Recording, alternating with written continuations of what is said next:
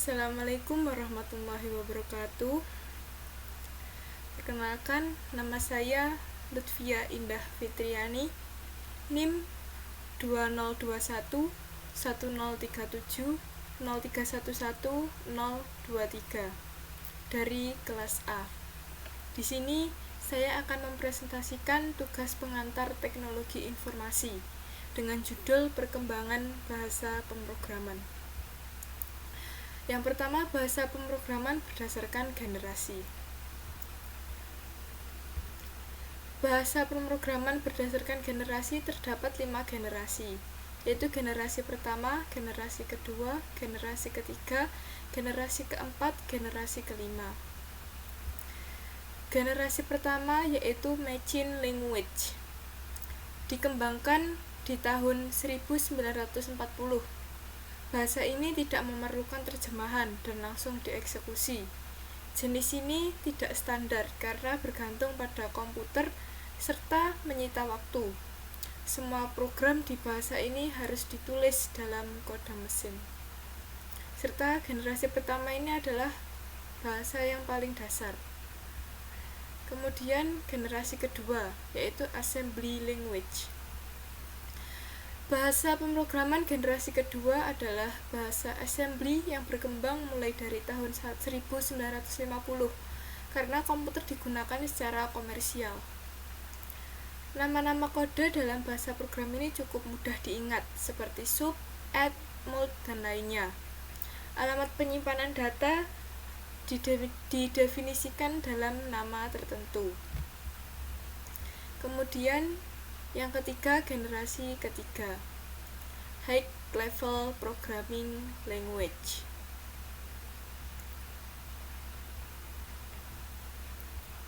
Pada generasi ketiga ini berkembang pada tahun 1950-an. Bahasa assembly dan bahasa mesin dianggap terlalu sulit, sehingga muncul bahasa yang lebih portable dan lebih mudah untuk program. Third Generation Language adalah bahasa tingkat tinggi. Beberapa bahasa tingkat tinggi dalam generasi bahasa pemrograman ini seperti COBOL, Fortran, Basic, Pascal ada. Kemudian generasi keempat, 4GL atau Fourth Generation Language. Generasi keempat ini memiliki beberapa karakteristik, yaitu tepat untuk mengakses database, mudah dipelajari, tidak terfokus pada minimalisasi waktu komputer, namun lebih fokus dalam hal memaksimalkan produktivitas manusia. Contoh bahasa dari generasi keempat ini adalah SQL, Intellect, dan QBE. Kemudian generasi kelima, atau High Level Programming Language. Generasi kelima ini sering digunakan untuk membuat knowledge base system dan untuk akses database. Prolog dan LISP adalah bagian dari generasi ini. Bahasa LISP masih kalah populer dengan Java, C++, dan lainnya. Kemudian yang kedua, bahasa pemrograman berdasarkan paradigma. Bahasa pemrograman berdasarkan paradigma ada 3, yaitu bahasa pemrograman berdasarkan paradigma terstruktur, berdasarkan paradigma berbasis objek, berdasarkan paradigma fungsional.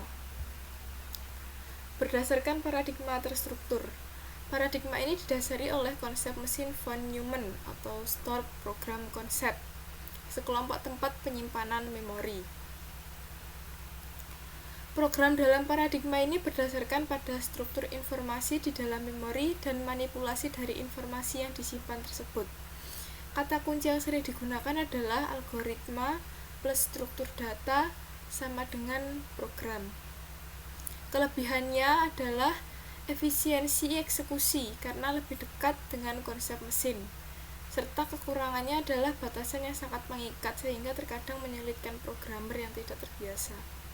Contoh bahasa dari paradigma terstruktur ini adalah Algol, Pascal, Fortran, Basic, COBOL, C, dan sebagainya. Kemudian yang kedua, berdasarkan paradigma berbasis objek. Paradigma pemrograman berbasis objek menggunakan konsep kelas dan objek.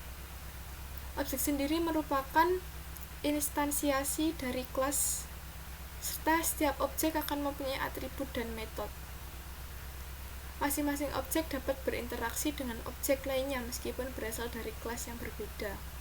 Dengan begitu, dalam paradigma ini dikenal konsep modularitas, penggunaan kembali atau reuse, serta kemudahan modifikasi.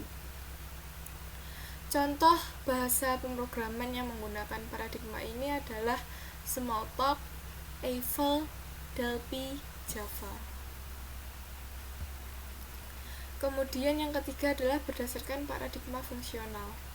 Paradigma ini didasari oleh konsep pemetaan dan fungsi pada matematika. Fungsi dapat berupa fungsi primitif atau komposisi dari fungsi-fungsi lain yang telah terdefinisi. Jadi, dasar pemecahan masalah adalah transformasional. Semua kelakuan program adalah suatu rantai transformasi dari sebuah keadaan awal menuju ke suatu rantai keadaan akhir, yang mungkin melalui keadaan antara melalui aplikasi fungsi. Paradigma fungsional ini tidak mempermasalahkan memorisasi dan struktur data. Pemrograman tidak perlu tahu bagaimana mesin mengeksekusi atau bagaimana informasi disimpan dalam memori. Yang perlu diperhatikan hanya keadaan awal dan akhir. Program yang dihasilkan dengan bahasa pemrograman yang menggunakan paradigma ini biasanya membutuhkan waktu pemrosesan yang lebih lama dibanding dengan menggunakan paradigma prosedural, karena dibutuhkan waktu lebih untuk memproses fungsi-fungsi yang digunakan dalam membuat program. Contoh bahasa pemrograman berdasarkan paradigma fungsional ini adalah Logo, APL, dan LISP. Kemudian yang ketiga, bahasa pemrograman berdasarkan platform. Bahasa pemrograman berdasarkan platform terdapat 3 bahasa, yaitu web, desktop, mobile, dan itu. Kemudian yang pertama, bahasa pemrograman platform web. Bahasa pemrograman platform web terdapat beberapa bahasa, yaitu HTML, JavaScript, PHP, ASP, XML, UML, CSS, AJAX. Di sini saya akan menjelaskan sebagian dari bahasa pemrograman platform web, yaitu HTML, dan JavaScript. HTML adalah bahasa standar pemrograman yang digunakan untuk membuat halaman website. Lalu bisa dipahami oleh para pengguna internet, memahami setiap kata yang terkandung. Usai mengklik tulisan atau simbol yang muncul di halaman website, lalu istilah markup diartikan sebagai suatu hal yang dilakukan tag HTML terhadap teks di dalamnya. Contoh, jika mengetik suatu teks dengan tanda tag, maka teks tersebut akan muncul dengan huruf tebal atau bold di laman website. HTML dianggap sebagai struktur. Kemudian yang kedua, JavaScript. JavaScript atau JS merupakan bahasa pemrograman jenis interpreter, sehingga kita tidak memerlukan compiler untuk menjalankannya. JavaScript memiliki fitur-fitur seperti berorientasi objek, client-side, high-level programming, dan loosely typed. Kemudian yang kedua, bahasa pemrograman platform desktop. Bahasa pemrograman platform desktop adalah program aplikasi yang mampu beroperasi tanpa mengandalkan jaringan internet. Pengguna program desktop biasanya digunakan untuk membuat program yang akan dioperasikan tanpa memerlukan jaringan internet dengan area kerja berada di satu lokasi saja. Namun, banyak programmer, terutama pemula, yang enggan menggunakan pemrograman desktop karena dalam membuat laporan harus menggunakan aplikasi pembuat laporan khusus seperti Crystal Report. Kesulitan yang dialami untuk menggunakan aplikasi khusus ini adalah tidak tersedianya aplikasi dalam sistem sehingga perlu diadakan secara khusus. Dalam membuat laporan kadang dirasa agak rumit karena tampilan laporan terus disetting secara manual. Kemudian yang ketiga, bahasa pemrograman platform mobile.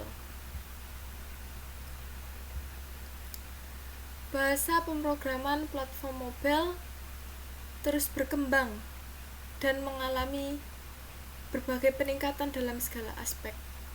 Faktor penggunaan menjadi aspek terbesar dalam perkembangan perangkat mobile saat ini. Banyak pengguna yang beralih dari website menuju mobile dalam mengakses suatu informasi dan software terkait. Karena bahasa pemrograman platform mobile ini memiliki banyak kelebihan, yaitu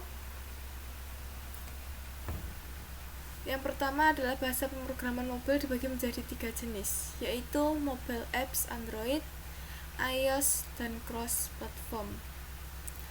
Aplikasi mobile untuk Android dapat dibuat dengan menggunakan Java maupun Kotlin. Bahasa yang termasuk mobile apps adalah Java dan Kotlin.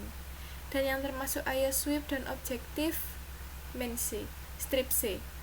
Kemudian bahasa yang termasuk cross-platform adalah JavaScript, TypeScript, Dart, C++, Ruby, C, Python, Golang, Rust, Scala, R, PHP, SQL, HTML, HTML5, jQuery.